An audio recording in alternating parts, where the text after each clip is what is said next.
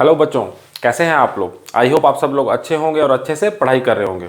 स्वागत है बच्चों मेरे YouTube channel organic chemistry by Aman Thakur. आज का जो बच्चों हमारा टॉपिक है, आज हम एल्काइंस की प्रिपरेशन देखेंगे। किससे?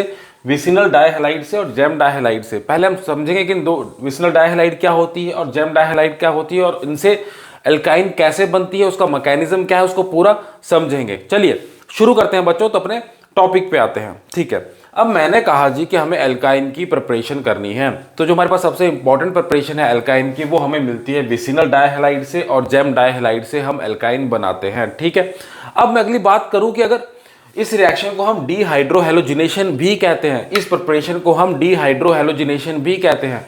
डीहाइड्रोहैलोजिनेशन हम इसको क्यों कहते हैं?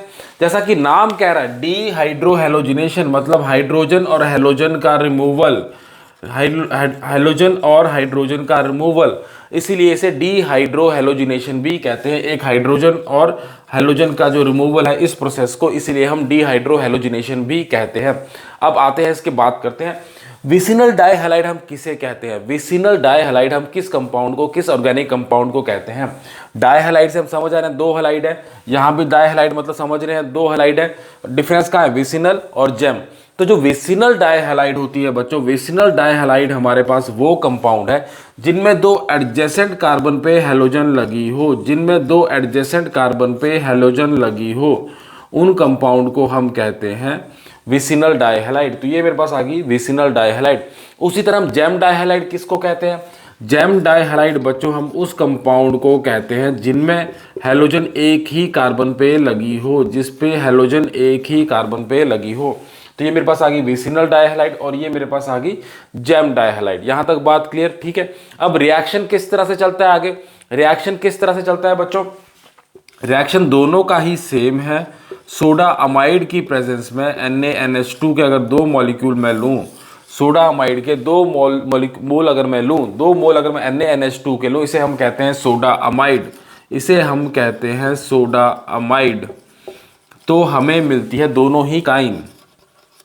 तो ये था मेरे पास सिंपल रिएक्शन। मेरे पास मिलती है एल्काइन जब सोडा अमाइड की प्रेजेंस में, या विसिनल डाइहैलाइड हो या मेरे पास जेम डाइहैलाइड हो। विसिनल डाइहैलाइड भी मैं समझ गया क्या होता है, जेम डाइहैलाइड भी मैं समझ गया क्या होता है। जब इन दोनों का मैं रिएक्शन करवाऊं, सोडा अमाइड की प्रेजेंस में दो मोल उसके लूं, तो मुझे एल्काइन मिलती है। ये मेरे पास सिंपल रिएक्शन है और इसको हम डीहाइड्रोहैलोजिनेशन भी कहते हैं। क्यों? क्योंकि हाइड्रोजन और हैलोजन के मॉलिक्यूल का, एटम का रिमूवल होता है। हैलोजन और हाइड्रोजन के जो एटम है उनका रिमूवल होता है। यहां तक मेरी बात होगी क्लियर? ठीक है, अब मैं अगली बात इसके मैकेनिज्म को समझ लेते हैं। मैकेनिज्म समझना तो सबसे जरूरी चीज है। जब तक मैकेनिज्म समझ आएगा तो मेरे रिएक्शन का पता नहीं चलेगा क्या हो रहा है क्या नहीं हो रहा है। तो चलिए अब इसके मैकेनिज्म की बात कर लेते हैं। अब इसके मैकेनिज्म की बात कर लेते हैं कि जब विसिनल डाइहैलाइड है या जेम डाइहैलाइड है, इनमें से जब डीहाइड्रोहैलोजिनेशन होगी तो किस तरह से रिएक्शन प्रोसीड होता है, उसका मैकेनिज्म किस तरह से है, उसके बारे में बात कर लेते हैं। ठीक है, तो जो बच्चों पहली बात हम ध्यान रखेंगे, जो पहली बात ध्यान रखेंगे वो ध्यान रखेंगे कि ये E2 मैकेनिज्म से चलता है।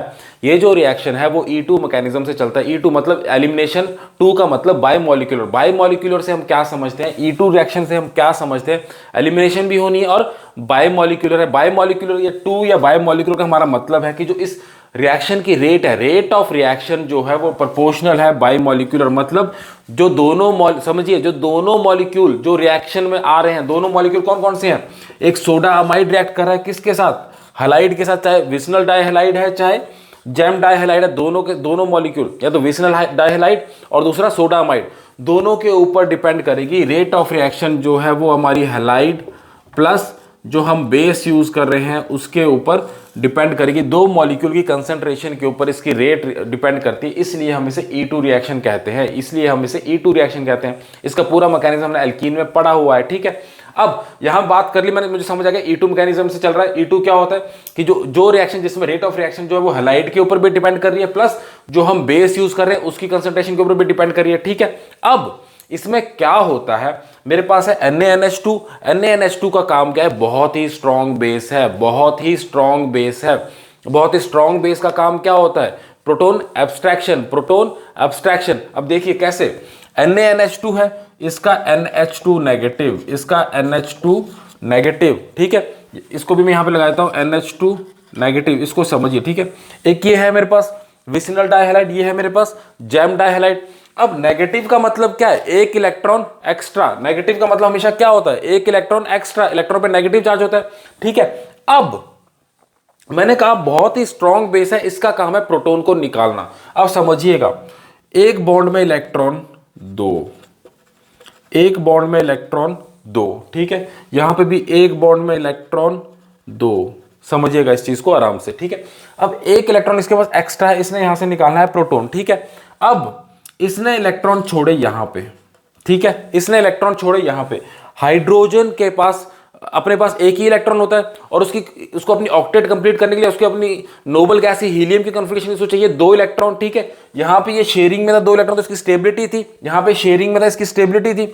अब एक यहां से इलेक्ट्रॉन गया, किसका इलेक्ट्रॉन गया, नाइट्रोजन, जो एक्स्ट्रा इलेक्ट्रॉन था वो गया इस हाइड्रोजन पे। सपोज यहां पे इलेक्ट्रॉन लग गया, समझिए इस चीज को, यहां पे इलेक्ट्रॉन लग गया और एक नाइट्रोजन का अपना इलेक्ट्रॉन था, तो ये आपस में बना सकते हैं बॉन्ड, ये आपस में बना सकते हैं बॉन्ड। तो इसको अब इस इलेक्ट्रॉन की कोई जरूरत नहीं है, इस इलेक्ट्रॉन की कोई जरूरत नहीं है, समझिए बात, ठीक है। अब यहां से तो ये तो निकल गया, ठीक है। अब ये इलेक्ट्रॉन यहां पे कार्बन पास एक्स्ट्रा है, यहां से इलेक्ट्रॉन गया एक्स के ऊपर, ठीक है, यहां से इलेक्ट्रॉन गया एक्स के ऊपर और ये इलेक्ट्रॉन पड़ा यहां पे, ठीक है। तो मेरे पास क्या बना, देखिए समझिए, सी, ये मेरे पास इस तरह से ये लगी हुई है, ये मेरे पास लगी हुई है एक्स, ये मेरे पास बन गया डबल बॉन्ड, ये मेरे पास बन गया इसका double bond, carbon hydrogen, carbon hydrogen, x निकल गई, ठीक है। और इस तरह से एक्स क्या निकली, एक्स नेगेटिव, एक्स क्या निकली, एक्स नेगेटिव। नेगेटिव क्यों निकली, एक इलेक्ट्रॉन इसने लेके गया, तो एक नेगेटिव चार्ज का मतलब एक एक्स्ट्रा इलेक्ट्रॉन, ठीक है। यहां तक बात क्लियर होगी, ठीक है, यहां तक बात क्लियर होगी मेरे पास, ठीक है।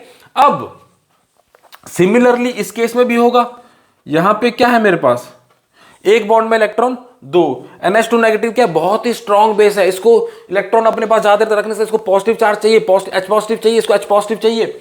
इसने इलेक्ट्रॉन छोड़े यहां पे, ये यहां से निकल के बाहर, अब इसने इलेक्ट्रॉन छोड़े इधर और एक बॉन्ड में इलेक्ट्रॉन दो, यहां से भी X निकल के बाहर, सेम मॉलिक्यूल मेरे पास यहां भी बन गया, ठीक है। ये मेरे पास एल्कीन बन गई, एल्कीन की हैलाइड बन गई, ठीक है। अब मैंने यूज किए थे NaNH2 के 2 मोल, NaNH2 के 2 मोल। तो जो अगला NH2 है, अगला NH2 है, उसका भी सेम काम है। NH2 नेगेटिव क्या करेगा मेरे पास, NH2 नेगेटिव मेरे पास क्या करेगा, इलेक्ट्रॉन छोड़ेगा हाइड्रोजन पे, एक बॉन्ड में इलेक्ट्रॉन दो, इसने इलेक्ट्रॉन वापस किए यहां पे और यहां से X ने इलेक्ट्रॉन वापस किए, तो मेरे पास क्या बन गई, एल्कीन, मेरे पास बन गई एल्कीन, ठीक है। इसमें एक चीज ध्यान रखिएगा, E2 मैकेनिज्म है, रेट ऑफ रिएक्शन तो दोनों के ऊपर डिपेंड करता है, बेस के ऊपर भी और हैलाइड के ऊपर भी, पर जो पूरी प्रोसेस है वो सिंगल स्टेप में जाती है, पूरी प्रोसेस जो है वो सिंगल स्टेप में जाती है। यहां से इसने हाइड्रोजन निकाले और इसने एक्स निकाला, एक साथ ही चलता है, ये एक सिंगल स्टेप में ये सारी चीज होती है। तो इस तरह से ये पूरा का पूरा ये हमारा मैकेनिज्म है प्रिपरेशन ऑफ एल्काइन का, किससे, विसिनल डाइहैलाइड से और जैम डाइहैलाइड से। आई होप आपको समझ आया होगा, कुछ भी डाउट होगा तो कमेंट करके जरूर पूछिएगा, मैं पूरी कोशिश के साथ उसको सॉल्व करने की कोशिश करूंगा। थैंक यू बच्चों।